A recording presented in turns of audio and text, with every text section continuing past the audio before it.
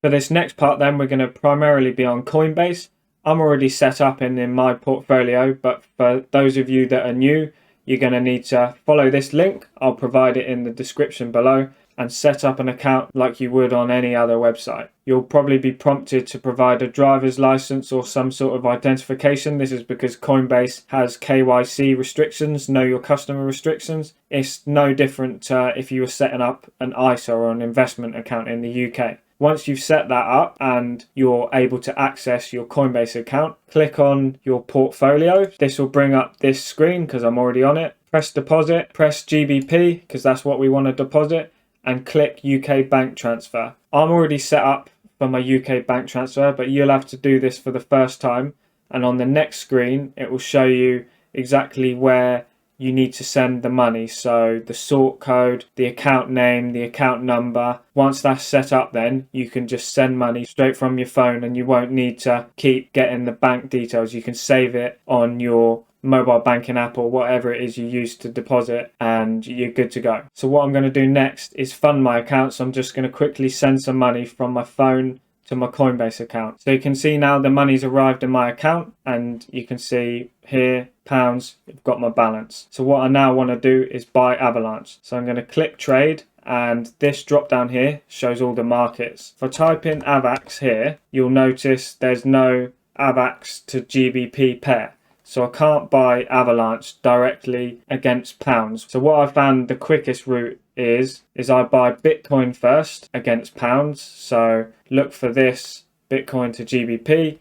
So I want to put in a market order, hit max, and I'm going to place the buy order. That's now confirmed. And then what we're going to do is then click on the drop down again. We're going to look for Avax against Bitcoin pair because we've got Bitcoin now in our wallet. We're going to do the same thing. Go down to market buy, make sure that's selected, hit max, and then we're going to place the buy order. So we're going to get an estimate of around 9.6 Avalanche. Place buy order. That says it's completed, and we can go to our portfolio and you can see we've got 9.6 Avalanche available, and we've got a little bit less than 150 because of the trading fees. The final part of this video then is sending the Avalanche from our Coinbase wallet to our Metamask wallet to allow us to buy the NFT of our choice. Just quickly on Avalanche, there's 3 chains, X, C and P chain. X and C are the ones that you'll see most common. When you're buying Avalanche on Coinbase, it's always the C chain. And this is useful because if you have X chain, you have to swap it first using an Avalanche wallet. I'm not covering that in this video because Coinbase is C chain, but you can always tell based on the address if it's C chain or X chain, but it's always good to check.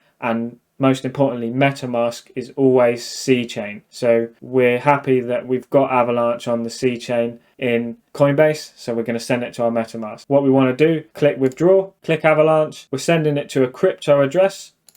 So we're going to click that. It's then asking what address it wants it to be sent to. Go back into Metamask, copy this, go back into Coinbase, paste it into this box, use that address. It's going to tell us it's a valid address. You can also tell if that's an X-chain address because it would have dashes and stuff in. That's not the case. Press max. It also down below gives you an estimate of the network fees, so you can see that sending stuff on Avalanche is really, really cheap. The network fees are low compared to Ethereum. It's going to give you an idea of the total that you're going to receive in your MetaMask and how long it should take. So one confirmation and then what your limit is, but that depends on whether you're KYC'd or not. And we're going to hit withdrawal. It's prompted me for a 2-factor verification code. That's because I've got 2-factor set up on my account. I urge you to do the same as well, but out of the box you won't have this, but it's definitely good to get it set up because it's another layer of security. So I'm going to just quickly get that code from my Authenticator app.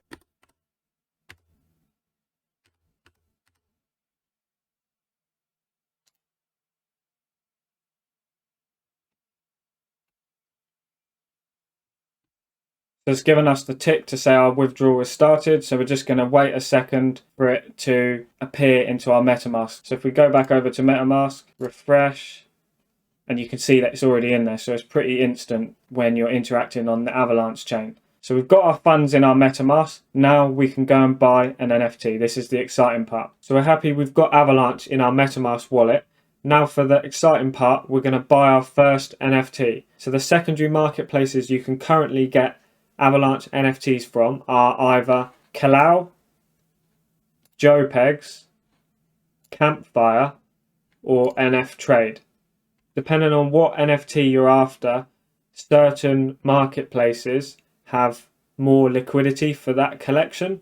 So it's always good to shop about. Maybe the floor price might be slightly lower on Kalau versus Joepegs, for example. But they're all kind of similar interfaces. They have search bars and you can look for whatever one you want. So in this example, I'm going to use Joepegs. Of course, I'll also link all of these secondary marketplaces in the description below. And if you're ever unsure, you can always use the links off their official Twitters. So we're on Joepegs. We're going to go down. We're buying a burger pics and we want this good grief piece. So you can see the contract ID here. And this is what I was saying about earlier, is you could also go onto Campfire, type in burger pics, and you can see the contract there that pops up is exactly the same as the one on Joepegs, so you can check that it's verified. It's also got a tick as well, which means it's verified. When you're buying an NFT, you always want to make sure you're buying from the legit contracts, not a malicious one. You can always check in the Discord of these projects or on their Twitters. If you're ever unsure, just double check, it's always good. So if we want this one, like we said, click on it. So we're going to click Connect Wallet, Metamask.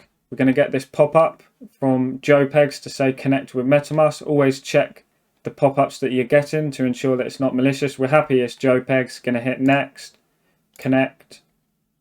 So that's all connected. We're now going to hit buy now. Going to click Avax because that's what we're buying in, and we're going to hit buy.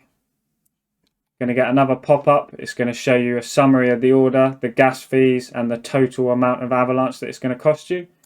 Click confirm, and we're just going to wait a second while that confirms. So we get this pop-up and it shows that the transaction's confirmed.